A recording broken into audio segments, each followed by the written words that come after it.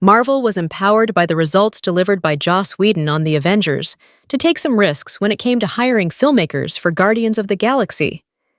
It was the boldest leap that the studio had taken until then, introducing a mostly unknown set of new characters to a franchise that had clearly struck a chord with the mainstream audience.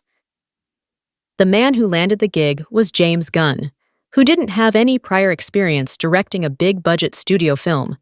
However, he brought with him a scrappy sensibility that paid off handsomely, with the first Guardians of the Galaxy grossing $333 million at the domestic box office, against a reported budget that ballooned to $232 million. Over a decade later, his latest superhero movie, Superman, is passing that total after having completed a month of release. Superman debuted to mostly positive reviews and has firmly established itself among the 100 highest-grossing hits in domestic box office history. The movie is on the verge of passing the $600 million mark at the worldwide box office this weekend.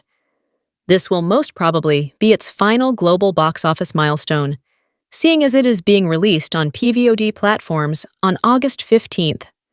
Produced on a reported budget of $225 million, Superman received an unusually short theatrical window, but Warner Brothers must be certain that it won't leave money on the table by doing this.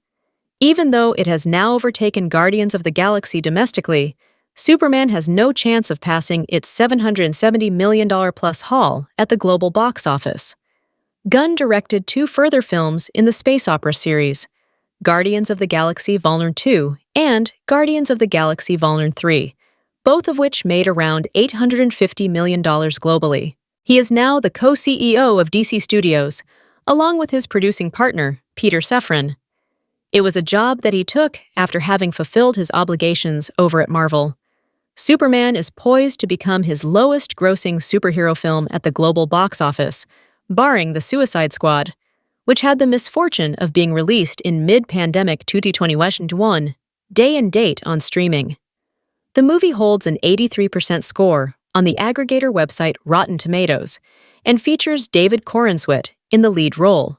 The Guardians of the Galaxy movies transformed Chris Pratt from a comedic supporting actor into a Hollywood leading man who went on to headline the Jurassic World trilogy as well.